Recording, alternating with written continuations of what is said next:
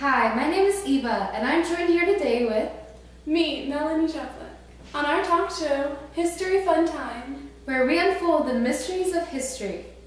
Throughout the next few days, we will be enlightening you about the time period of 600 to 1450 BCE. Yes, we will, Eva. We will be focusing on 5 main regions. Can you please tell us what those regions will be? Of course. These regions are Sub-Saharan Africa, South Asia, East Asia, Western Europe, and North Africa. Thank you, Eva. Stay tuned for an exclusive interview with me and Mansa Musa. I'm so excited for the interview by you, Melanie. Thank you. See you soon. Good evening, ladies and gentlemen. Today we are joined by Mansa Musa. Mansa, I'm glad you have joined us here in Sub-Saharan Africa. Thanks, Melanie. I'm glad to be here. I'm glad you're here too. So, Mansa, now that I have you here, you ruled Mali from 1312 to 1337. That's a whole 25 years. Yes, I felt very powerful and I was a great king and leader. That is great. Mansa, I heard that you went on very many pilgrimages. Yes, I collected a huge caravan of soldiers, servants, and slaves. God, that's so many people, Mansa. I heard that you carried satchels of gold on your camels, and you also handed out lavish gifts to people you met. That's so nice of you. Yes, some people think that I am very hard-hearted, but inside I'm a great person. Mansa, you also established many religious schools in Mali cities. This encouraged the spread of Islam. I thought the spread of Islam is very important and decided to make religious schools to benefit Islam. I love that, Mansa. Well, Mansa, it's been nice talking to you. I hope we can have you on my show again real soon. Good night to you and good night to my audience. Next week we will be having Marco Polo on the show. Hi, welcome back to History Fun Time. For those who missed last time, we interviewed a very special guest, Mansa Musa. That's right, and today we will be going live in the streets. Our on-street reporter is looking for a famous historical figure to interview. Let's see who she can find. Over to you, Kmaljeet, live from the streets. Hi everyone, my name is Kmaljeet. Today we are looking for historical figures to interview. Marco Polo, do you have a few minutes to answer some questions? I do.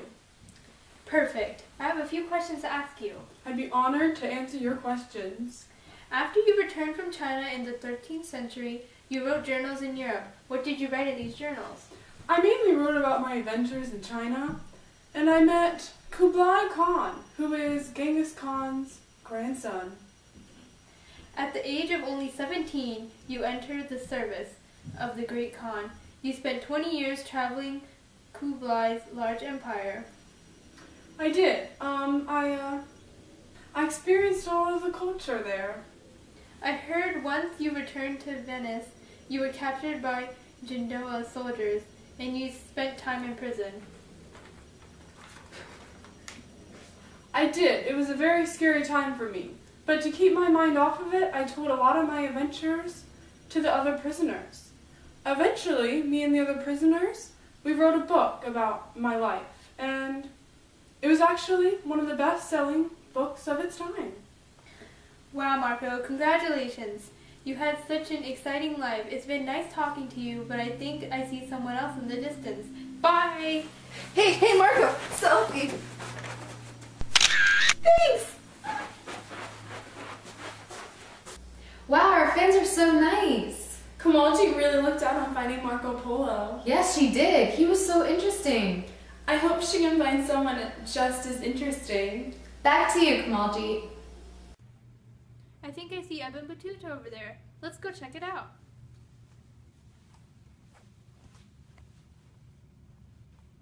I was right. Ebon Batuta, I thought I saw you. I was just talking to Marco Polo, but now I'm talking to you. That's so great. I've heard so many stories about Marco Polo. But enough about him and more about me. Let me get off my camel. Yes, Marco Polo was very interesting. Evan, you were born into a rich upper-class Moroccan family. At home, I studied Islamic law and Arabic literature. Evan, after you studied, then you left home as a young man. You started your pilgrimages to Mecca. That's true. How about we talk about my voyages to West Africa? Sure. Yes, I noticed many differences in West African culture compared to the Middle Eastern culture. For one, the women are too bold and unreserved in the West African culture. But in the Middle East, women are reserved. Evan Batuta, it was nice talking to you. Hope to see you soon. Thank you for interviewing me. No problem, it was an honor. Move! Follow me on Twitter! Selfie! What is a Twitter and selfie? 6.5 hours later. Did you accidentally kill someone? Do you want to marry that rich girl? Are you Arabic and want to travel the Saharan desert?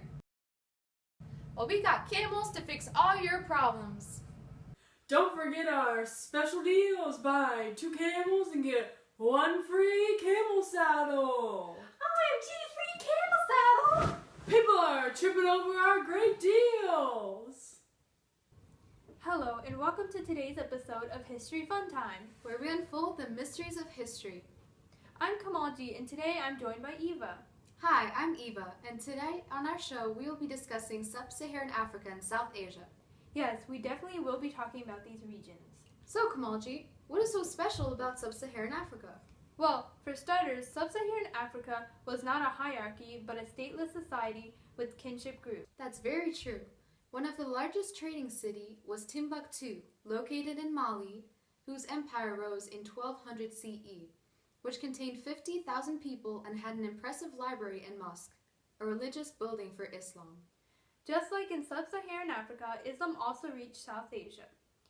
However, the Indians did not like the religion, which caused many wars. Yes, and speaking of religions, Buddhism was gaining many followers from lower castes, and many people disagreed with Hinduism because of their focus on the caste system.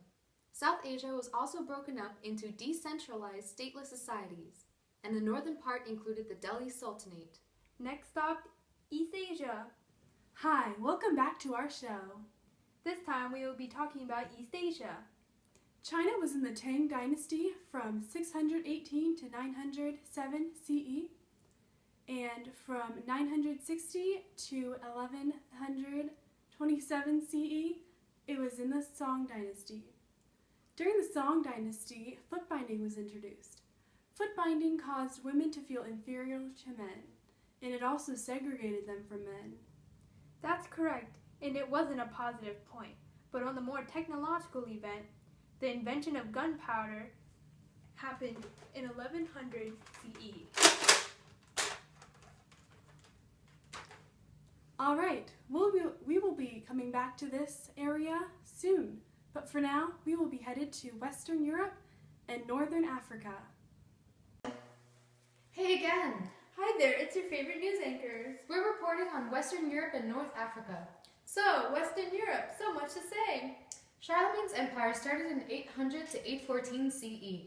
Then in 1054 CE, there was a great schism between Eastern and Western Christianity, which was the central glue to unify Europe. Finally, in the 1320 CE, the Europeans first used cannon war. Then, over in North Africa, from 634 to 750 CE, Islam spread. From 661 to 750 CE, there was the Umayyad Caliphate. After that, in 777 CE, independent Islamic kingdoms began here. That's all on these for now. Catch our show where we'll see the situations of the past regions we previously recorded. Now back to Sub-Saharan Africa and South Asia. In Africa, there are griots who were great storytellers. Thanks to Muslims who invented camel saddles and caravanserais, which were resting places for traders, traveling and trading on camels in the desert became much safer and more comfortable. Then in South Asia, there were 3 very important inventions which are still used today. Those inventions were the astrolabe, which helped sailors navigate through the ocean, chess, which then spread to Europe, and algebra with the concept of zero. Both these regions were stateless societies. Next region, East Asia. And we have a special guest on the phone to recite some words in Arabic. These words are said in the Quran before each prayer. Bismillah ar-Rahman ar-Rahim. Now revisiting East Asia. As you know, the Mongols were very powerful and conquered many regions. First in 1231 until 1392 CE, the Mongols ruled Korea. Along with the Mongols ruling Korea, they also ruled China from 1279 to 1368 CE. Speaking of the Mongols, let's look at a map of their growth.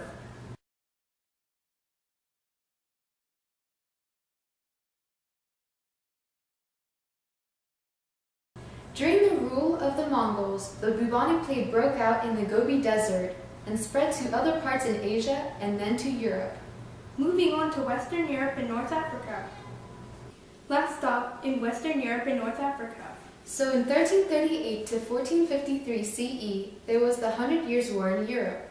In 1405 to 1433 CE, Chinese trading expeditions happened, and from 1450 CE was the start of exploration of the New World. Finally, in North Africa, trade was happening with Europe through 4 major trade routes. And what facilitated trade was improved technologies, growth of new trade cities, trade in luxury goods, and expansion of empires. That's it for these regions. That's all the regions for our show. Hope you